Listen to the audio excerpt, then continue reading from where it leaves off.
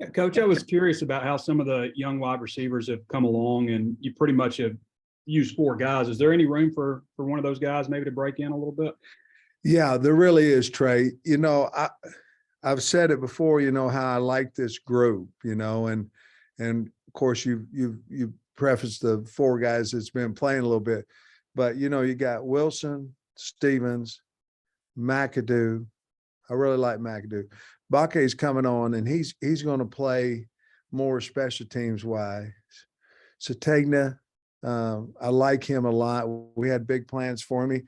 He rolled his ankle yesterday. I don't know exactly where he's going to be on that, but those guys are good players. And yes, we're trying to. We just haven't had the situation really right yet that, even Ketron Jackson, who I think is a really good player, we haven't got him the reps really yet that I would like to, but that's problems. Those are good problems at times. But to answer your question, I'm really high on McAdoo and Sategna and Bake. They're all three really good players. And of course, we have the other guys that aren't playing with Stevens and Wilson, who I like as well. And I would have no problem putting them in the game. It's just the situation hadn't quite been there yet to where we're able to do that. Dubinion, we've seen him get some action this year too. And I remember watching him a little bit in camp. He was kind of struggling in pass pro. That's obviously an important thing for running back and something freshmen struggle with a lot. How far has he come along in that? And as he improves, is that going to increase his playing time? Well, I think quite a bit. I think he has improved. Jimmy does a good job of working with those guys, and he's always had to want to. He just turned his body all the time, trying to invite them one way, and once you give it up shoulder, they're going to take it, and you get a little bit of problem there. But he's learned from that. He is tough. The guy who probably, if you look at Rocket Sanders, he's improved, I think, from last year. I think he's a better back. And then you go to AJ Green, and AJ is now, in my opinion, the guy that we recruited. In other words, he's an SEC back. He's running hard. He's moving piles forward. He hadn't broke one of those like I think he will eventually, but 9 carries. I thought that was a good week for him last week in a SEC ball game. Then you have R-Dub, who will his carries increase?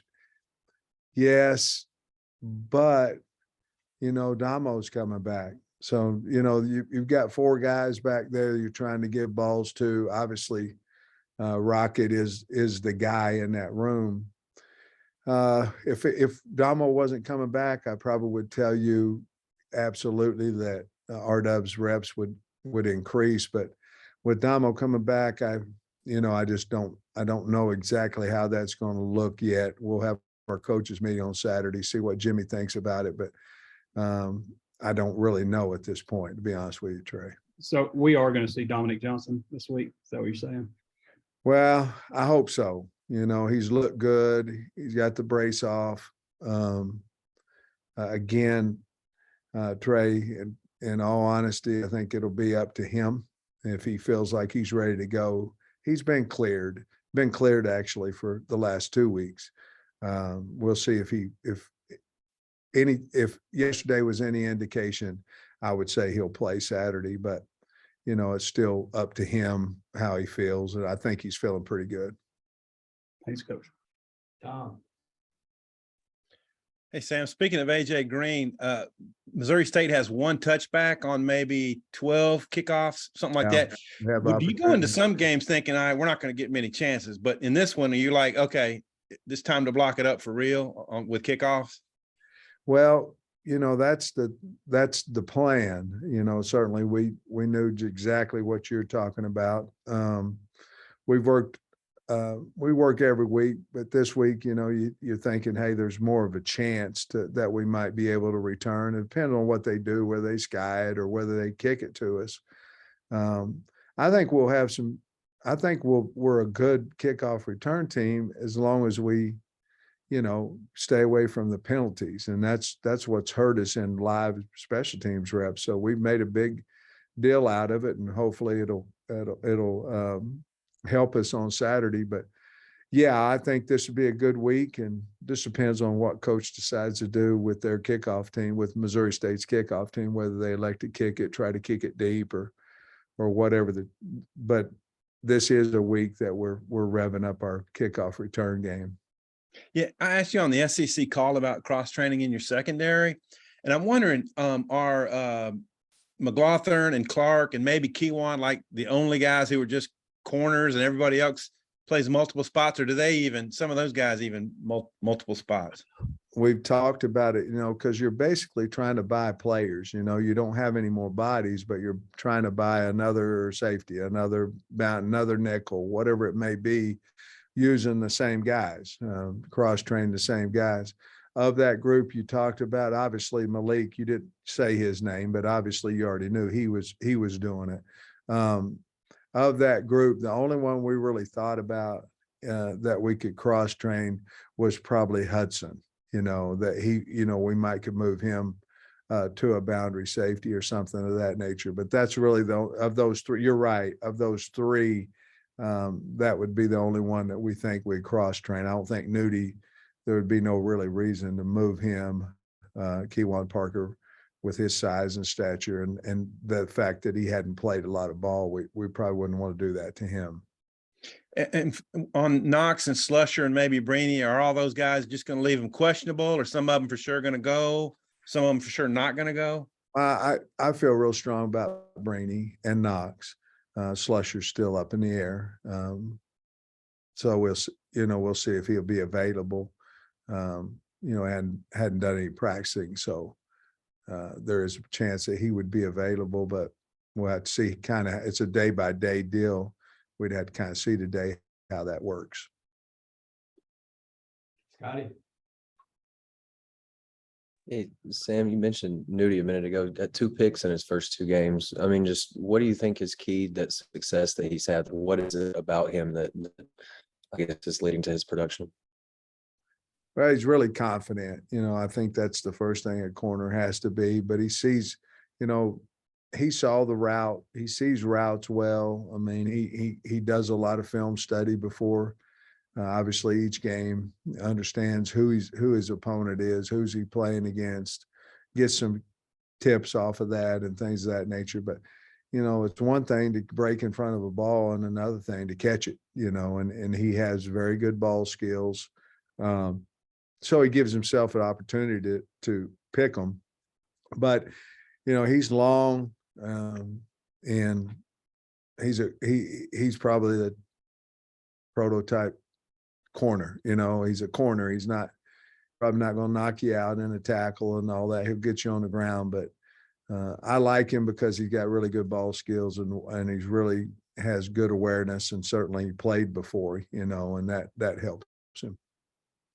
And secondly, South Carolina had success a time or two last week in the screen game. I'm curious if that's been something of an emphasis this week, or just kind of defending some quick throws. No, but Missouri State runs screens as well, so there was one, we had a missed assignment on a screen. We had a bust on a screen, and to be honest with you, we when that happens, if it'll happen again, I'm sure, part of success with screens is poor tackling. We've got to get the guy on the ground, and if he makes 12 yards or whatever, it's, get him on the ground instead of 38, so certainly have emphasized that, but from last week, and the fact that Missouri State will run them as well, or backs out of the backfield.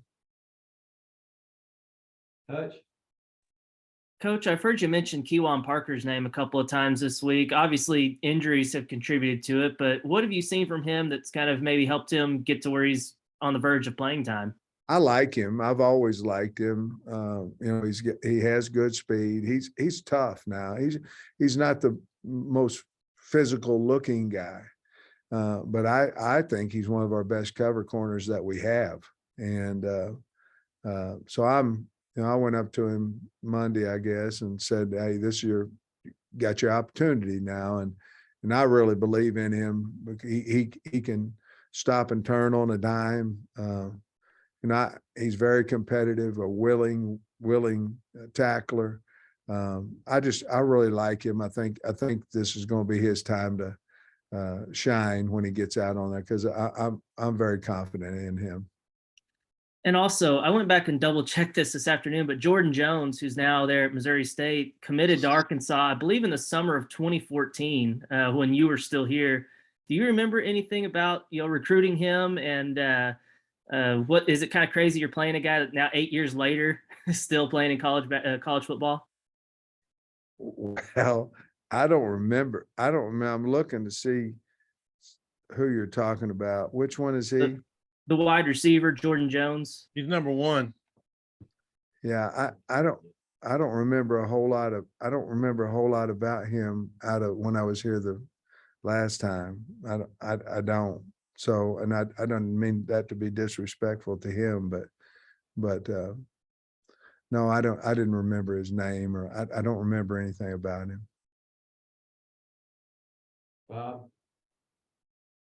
Hey, Sam, he's from Smack over like Tom and Clyde Scott. Anyway, just a little trivia there for you.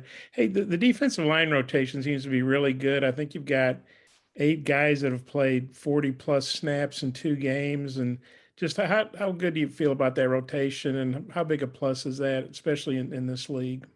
I think our philosophy or what have you is to keep the freshest guys out there. Well, that's a good philosophy if you have 2 deep. It's not very good if you don't. So I think Deke's done a nice job of coaching these guys up. They're playing extremely hard. To be honest with you right now, I don't know a whole lot of difference, if any, from the ones that run out there and the 2s that run out there. Production wise, I would bet you there's not much difference in that as well. So, which was once what might be considered not a strong suit for us. I think they've been playing really well, and I think part of it's been because they're keeping fresh guys on the field. I think the other part of it is the guys we've had got better, bigger, and stronger, and then the portal guys coming in have certainly helped us. And then, Isaiah said this yesterday, we asked him, I guess I asked him about the new guys, and he said, hey, he doesn't feel threatened by them. If they're playing better and getting more playing time, that's on him to work harder and get better. And Eric and Zach Williams said basically, Eric Gregory said basically the same thing in camp, that, they welcome the competition, they welcome the depth. How good is it to hear that and to know that it's a good room and everybody fits in pretty well? Well, it shows a lot about those kids. Each kid's got to have that feeling on their own. I think it shows about our program and people understanding if you want to run out there with the first group, you've got to earn that. I think they believe we're going to bring in good character kids. I think it's a lot of I think a lot of that is on the guys we bring in, as long as they'll come in and work and we don't give anybody anything. We don't give them a spot. They have to earn it.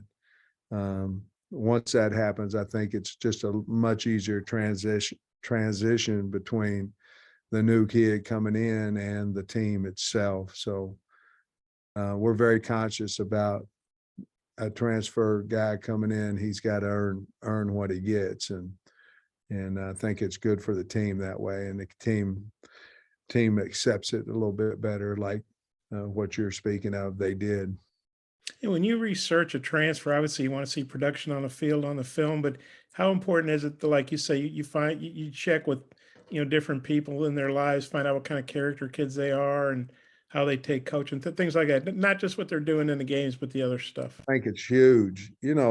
Football has a lot to do with speed and strength and all that kind of stuff. But to be honest with you, it has a lot more to do with heart and what am I willing to do for the team, and non-me guy and all those type things. There's so much more that goes into a football player character than just a 40 dash time. And you see guys that are fast and big and strong that fell in college football. And to be honest with you, for the most part, it's the love of the game's not there, or the willing commitment to the game is not there. So we want somebody that fits our program, because we know it's very difficult to play on our football team. It is. It's hard. It's hard work, and a lot of discipline involved in it. And so we have to, talk to their high school coaches and talk to whomever, whatever program they left, and the reasons why, and find all those things out before we're able to offer a scholarship and try to recruit them. Thanks. Any more questions for Coach? Go ahead, Tom.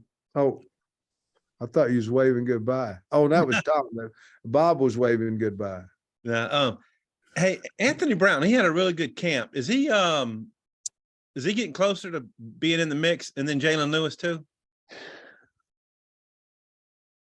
Well, I think J. Lou, I think you'll see a little bit more maybe of him this week. I think he's a little closer right now than Ant is, even though they're both getting better each week. But I think J. Lou's going to work some special teams, trying to work into the secondary as well. Both of them have been really, really good on scout team. But obviously with a little bit of injuries, we're trying to see if we can amp them up a little bit. And both of them had done well. J. Lou right now is probably the one that we're counting on a little bit faster, but both of them are going to be good players for us. All right. If I ask one more, Sam, on the defensive line subs, is that totally Deke? Is that Deke and Barry? Is that you, Deke and Barry? How does that work? That is, we try to stay, unless injuries happen, Bob, we try to stay what we said in our pregame coaching staff meeting. And so whatever's said in there is how we rotate them. Obviously, unless injuries have come up, and we'll say, hey, on third down, games on the line, or third down here, we want these guys in the game. So I pretty much know exactly what their plans are, and either I'm okay with it or I'll veto it and say, no, we need to do this or that. But most of the time, that's Deke that decides what his kids are, where they're at, just like it would be Jimmy with the running backs. But we have a meeting before. I'm well aware of how we're going to play them, but when and all those things, the feel of it is up to the position coach, unless I just say on the headset, hey, I want so-and-so in the game, Okay, thanks. Mm-hmm. All right, that wraps us up. Thanks, Coach. All right, go Hogs.